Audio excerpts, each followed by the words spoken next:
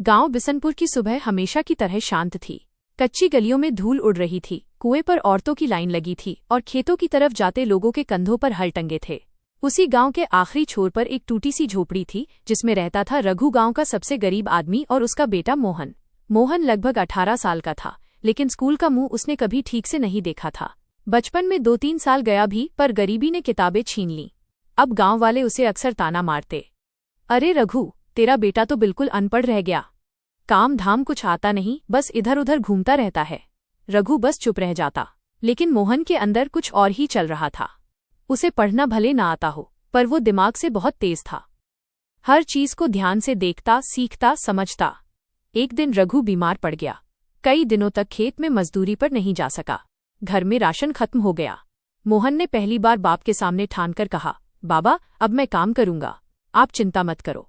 रघु ने कमजोर आवाज में कहा, बेटा, तुझे कौन काम देगा, पढ़ा लिखा भी नहीं है तू। मोहन बोला, पढ़ाई नहीं है, पर मेहनत तो है।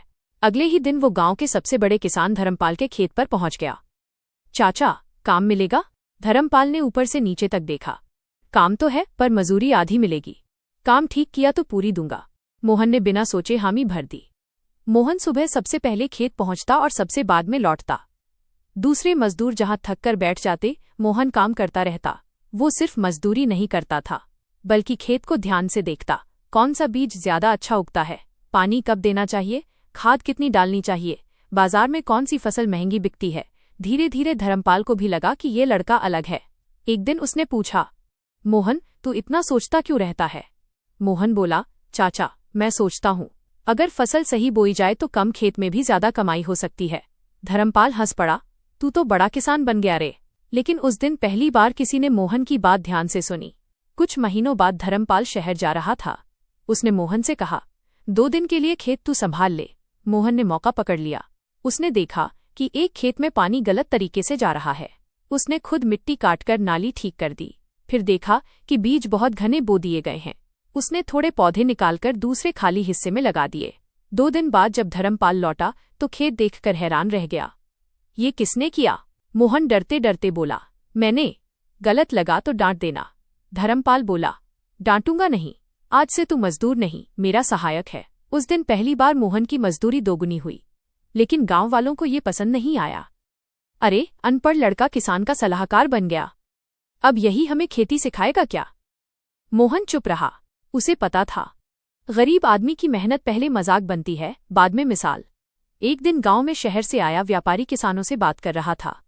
वो कह रहा था, जो लोग सब्जी उगाएंगे मैं सीधे खरीदूंगा, बीच में दलाल नहीं रहेगा। मोहन ने पहली बार सोचा, अगर मैं खुद सब्जी उगाऊं तो ज्यादा कमाई हो सकती है। उसने यह बात धर्मपाल को बताई।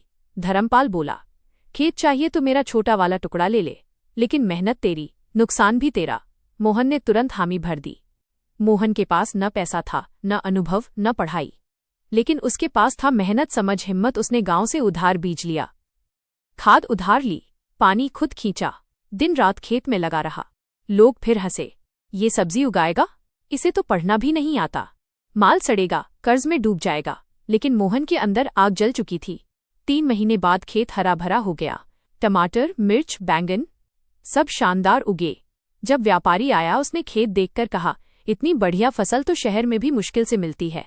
उसने मोहन की पूरी फसल एक साथ खरीद ली। मोहन के हाथ में पहली बार जिंदगी में इतना पैसा आया कि गिनना मुश्किल हो गया। वो दौड़ता हुआ घर पहुंचा। बाबा, देखो, ये सब हमारी मेहनत है। रघु की आंखों में आंसू आ गए। उस रात मोहन ने बहुत देर तक सोचा, अगर एक खेत से इतना पैसा आया तो कई खेतों से कितना आ सकता है। उसने तय कर लिया, अब वो मजदूर नहीं रहेगा, अब वो अपना काम बढ़ाएगा।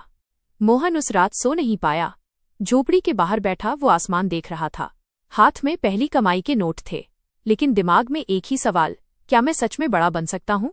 अंदर से पिता रघु की आवाज आई, बेटा, अब तो कुछ पैसे बचा ले, जिंदगी भर काम आएंगे। मोहन ने धीरे से कहा, बाबा, अगर पैसे बचा लिए तो बस गुजारा होगा, लेकिन अगर इन्हें लगा दिया तो जिंदगी बदल सकती है। रघु समझ तो नहीं पाया, पर बेटे की आंखों की चमक देख चुप हो गया। अगले ही दिन मोहन धर्मपाल के पास गया।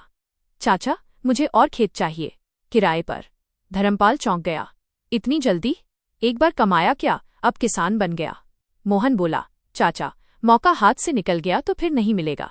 धर्मपाल ने कुछ देर सोचा, फिर कहा, ठीक है, मेरे 2 खाली खेत ले ले, लेकिन इस बार किराया भी देना पड़ेगा। मोहन ने बिना सोचे हामी भर दी। अब गांव वालों की जलन बढ़ गई थी। चौपाल पर लोग बातें कर रहे थे, कल तक मजदूर था, आज किसान बन गया, देखना जल्दी ही जमीन बेचकर भागेगा। इन्हीं में से एक था नंदू, गांव का चालाक आदमी। उसे मोहन की तरक्की सहन नहीं हो रही थी। उसने सोचा, अगर इसका काम बिगाड़ दूं तो खुद फायदा उठा लूंगा। एक रात नंदू चुपके से मोहन के खेत में गया। उसने पानी की नाली मोड़ दी और कुछ पौधे भी उखाड़ दिए। सुबह जब मोहन खेत पहुंचा तो उसका दिल बैठ गया। आधा खेत सूख चुका था। उसने सिर पकड़ लिया, हे भगवान, अब क्या होगा? लेकिन वो रोया नहीं। उसने फिर नाली ठीक की, पौधे बचाए और दुगनी मेहनत शुरू कर दी। कुछ दिनों बाद वही व्यापारी फिर गांव आया, लेकिन इस बार उसके साथ शहर का एक बड़ा आदमी था, सेठ अग्रवाल। वो बड़े होटलों को सब्जी सप्लाई करता था। सेठ ने खेत देखे, फिर मोहन से पूछा, तू पढ़ा लिखा है? मोहन ने सिर झुका लिया, नहीं सेठ जी, नाम लिखना भी मुश्किल से आता है। सेठ ने मुस्कुराकर कहा, लेकिन काम समझता है, ये साफ दिख रहा है। उसने मोहन को शहर आने का न्योता दिया। अगर हिम्मत है तो शहर चल, वहां मेहनत करेगा तो बहुत आगे जा सकता है। घर आकर मोहन ने पिता से कहा, बाबा, मैं शहर जाना चाहता हूँ। रघु डर गया, बेटा, गांव में तो लोग जानते हैं, शहर में कौन सहारा देगा? मोहन बोला, सहारा नहीं चाहिए बाबा, बस मौका चाहिए। कुछ दिन बाद एक छोटा बैग लेकर मोहन शहर निकल पड़ा। शहर ने मोहन का स्वागत नहीं किया, बल्कि उसे परखा। रहने को छोटा कमरा, खाने को सादा दाल रोटी। काम सुबह 5 बजे से रात 11 बजे तक। सेठ अग्रवाल ने उसे सब्जी मंडी में काम पर लगा दिया। मोहन यहाँ भी मजदूरी नहीं कर रहा था, बल्कि सीख रहा था कौन सी सब्जी कहाँ से आती है, कौन सी जल्दी बिकती है, होटल वाले किस क्वालिटी की मांग करते हैं, कौन व्यापारी धोखा देता है। कुछ ही महीनों में मोहन ने पूरा सिस्टम समझ लिया। एक दिन उसने सेठ से कहा, सेठ जी, अगर हम सीधे किसानों से माल खरीदें तो लागत आधी हो सकती है। सेठ ने पूछा, तू करेगा ये काम? मोहन बोला, हाँ, बस एक मौका दे दीजिए। सेठ ने उसे छोटा ट्रक और थोड़ा पैसा दिया। जा, माल खरीद कर ला, नुकसान हुआ तो तेरी तनख्वाह से कटेगा। मोहन डर गया, लेकिन पीछे हटना उसे आता नहीं था। वो सीधे अपने गांव गया। गांव वाले हैरान, अरे मोहन ट्रक लेकर आया है, ये कब इतना बड़ा हो गया? मोहन ने किसानों से कहा, मैं दलाल नहीं हूं, सीधे खरीदूंगा और पैसे भी तुरंत दूंगा। किसानों ने पहली बार सही दाम देखे। मोहन ट्रक भरकर शहर लौटा। जब माल होटल में पहुंचा तो क्वालिटी देखकर होटल वाले खुश हो गए। सेठ अग्रवाल ने हिसाब लगाया और पहली बार मोहन से कहा, तू मजदूर नहीं, पार्टनर बनेगा मेरा। मोहन की आंखें भर आईं। अब मोहन सिर्फ खरीद नहीं करता था, बल्कि खुद नेटवर्क बना रहा था। गांवों से सीधा माल, होटल से सीधा सौदा, बीच के दलाल खत्म। 2 साल में उसका नाम मंडी में मशहूर हो गया। लोग कहने लगे, वो अनपढ़ लड़का अब लाखों का व्यापार करता है। एक दिन सेठ ने उसे ऑफिस बुलाया। टेबल पर फाइल रखकर कहा, ये हमारी नई कंपनी के पेपर हैं, इसमें आधी हिस्सेदारी तेरे नाम है। मोहन ने कांपते हाथों से पूछा, लेकिन सेठ जी, मैं तो पढ़ा लिखा भी नहीं। सेठ मुस्कराया, कागज पढ़े लिखे लोग संभाल लेंगे, लेकिन ईमानदारी और मेहनत, वो तेरे पास है।